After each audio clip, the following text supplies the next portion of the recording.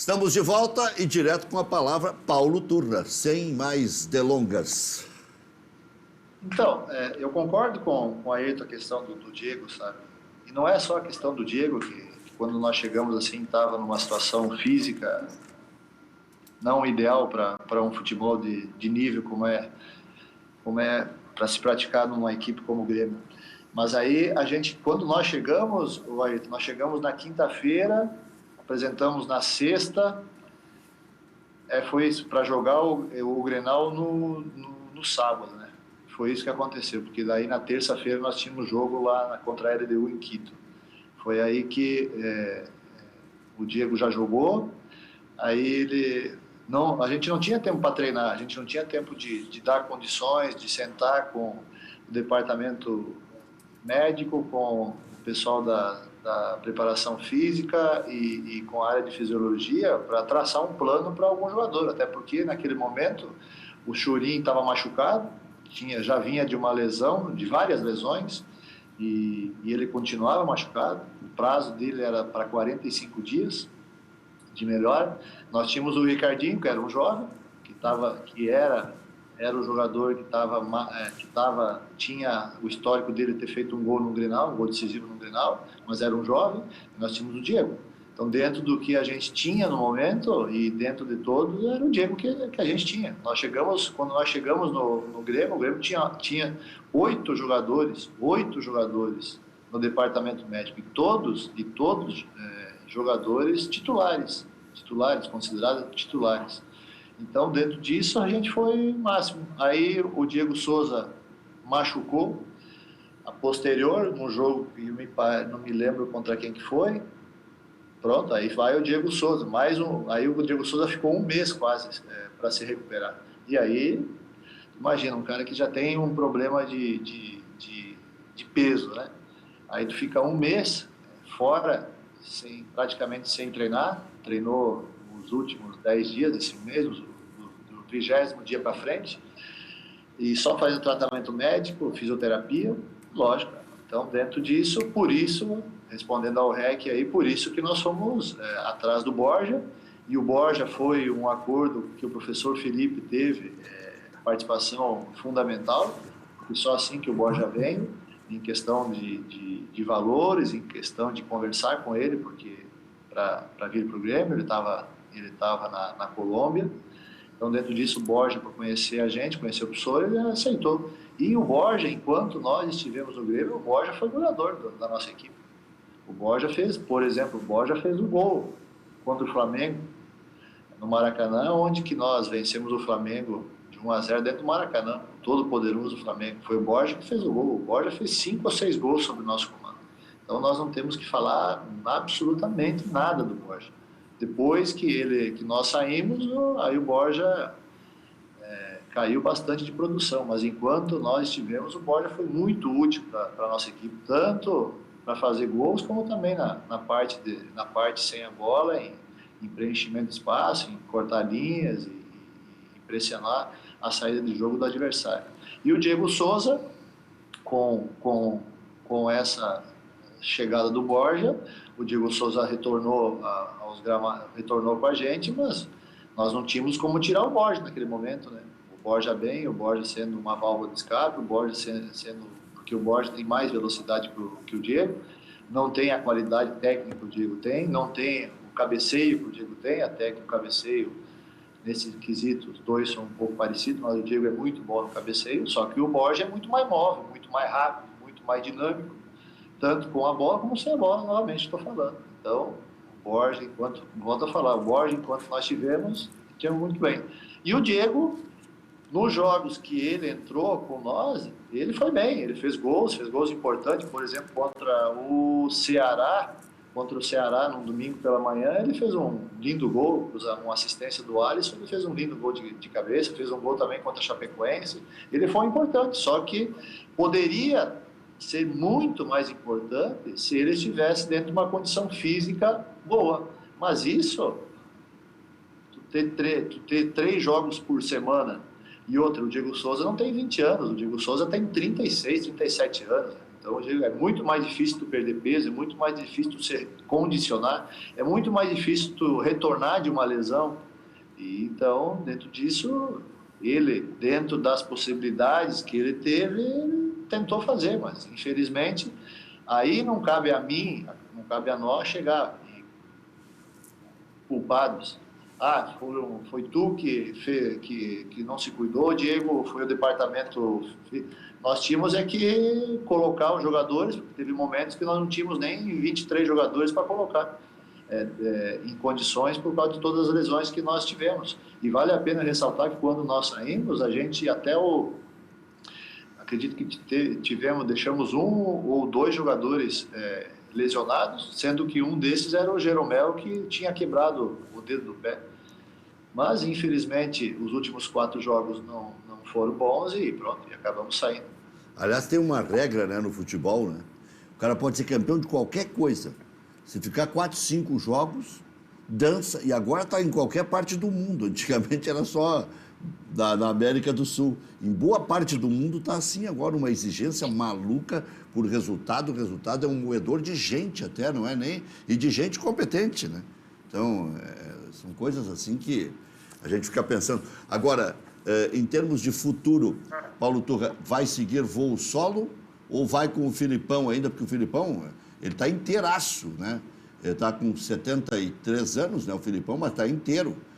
E uma outra curiosidade, isso aí é um estúdio de rádio que você tem em casa? Ou, já fala bem, não parece um estúdio, Ayrton?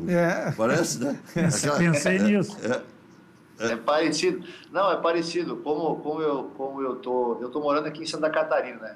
E eu tô com visita em casa, daí a minha esposa ficou lá em cima. Então eu vim aqui no escritório? Na área de lazer aqui do prédio aqui, que é um local mais tranquilo aqui, que é onde que o pessoal tira o tempo para as crianças assistir vídeos, essas coisas, filmes aí. Então.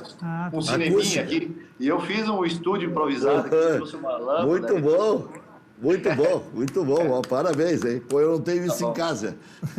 É verdade. Isso aí é uma nos dedos do cara, né? Agora, Paulo, essa pergunta aí, vai voo solo ou vai com o Filipão? Porque você tem tamanho para, se quiser seguir voo solo, né? Não que vá trair o Filipão, óbvio que não. E nem sei se o Filipão está com muito saco para continuar treinando, né? Essa história de... Com dinheiro ele tá, Rec. Com dinheiro ele tá, Ele comprou metade de Canoas. Canoas e Caxias, ele é dono da metade da cidade. Então, Rec, todo mundo... Eu sou treinador, eu sempre falo assim, eu sou treinador de futebol. Hoje, a partir de 2017, eu virei auxiliar do professor Felipe, né? Eu me arrisco a dizer que eu não seria auxiliar de algum outro treinador, né? Nem naquela época e muito menos agora, sabe?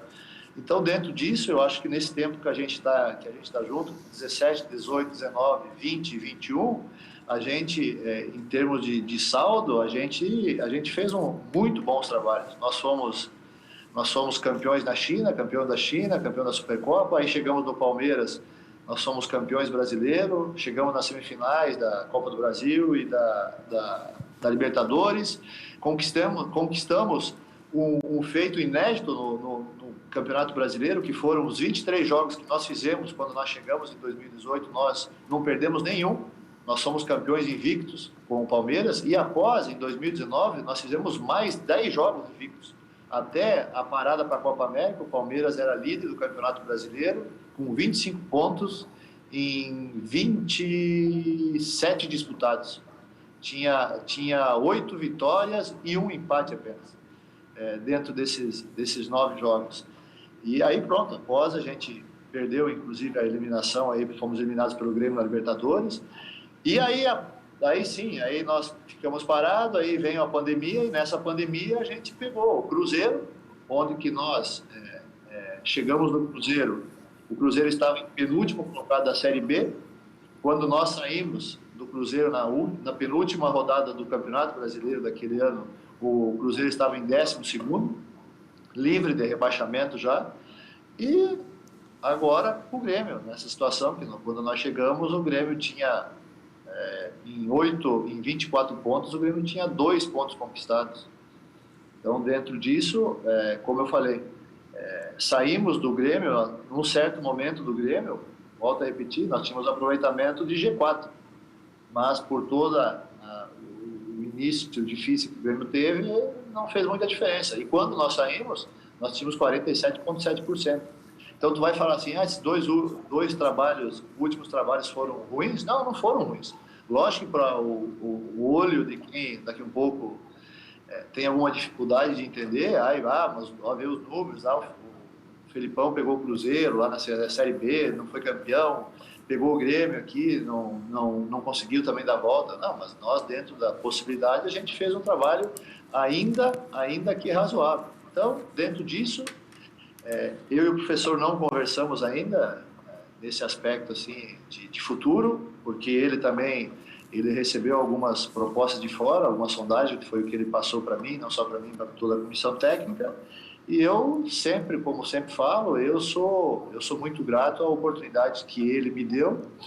Se hoje eu sou, como tu falou, Rex, se hoje tu falou que eu tenho tamanho para isso, o tamanho que eu tenho é muito que eu conquistei ao lado do professor Felipe, com toda a experiência que eu tive, estar ao lado de um dos maiores treinadores da história do futebol, estar aprendendo, estar ajudando ele também, estar passando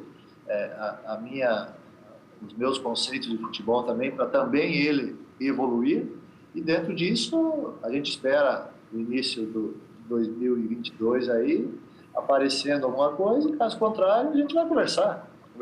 É porque o professor tem, como tu falou, o professor tem muita vitalidade, tem muita força, tem muita vontade. Eu só espero que a gente possa, nesse momento aí, que apareça alguma equipe que esteja do meio da tabela para cima. Paulo, não do meio da tabela para baixo. Paulo, desculpe eu insistir, tu sabe a minha condição de gremista, a minha condição de conselheiro do Grêmio, ex-dirigente, né? E nós seguimos aqui ainda descobrindo o que teria acontecido com o Grêmio. Essa permeia todas as discussões, a gente tem grupo político, a gente tem grupo de gremistas, grupo de amigos. A pergunta para ti é uma pergunta que tu responde até onde tu ficares à vontade para fazê-lo, né? Teses, como disseste, surgiram de todos os lados, do porquê, né? Existem inúmeras explicações com um clube com a salário em dia, com a folha de pagamento, com condições de trabalho excepcionais, uma receita extraordinária, um clube estabilizado, né? Com tanto tempo, porque não foi surpresa, o Grêmio entrou na zona de rebaixamento na primeira rodada, então não foi uma equipe que decaiu só ao final, e éramos unânimes, Paulo, ainda em dizer, olhando esse time, se a gente pega no papel o plantel e lista os 30 jogadores, não era crível que o Grêmio estivesse na zona de rebaixamento. Então a minha pergunta para ti, ela é muito objetiva, porque se conta aqui também que teria acontecido isso. Vocês tentaram ou chegaram a propor não vou chamar de limpeza porque é um termo indelicado, mas uma depuração ou alguma coisa, ou afastar alguns jogadores do grupo e a direção não deu respaldo para vocês, ou vocês não tiveram problemas de grupo, o que pode ser também. E até os dois nomes que vazaram foi Diego Souza e Rafinha, e inclusive depois do jogo contra o Santos. Se tirarem esses dois, nós ficamos e salvamos. Houve esse tipo de proposta? Depois do intervalo, o Paulo Turra responde para ficar com bastante tempo.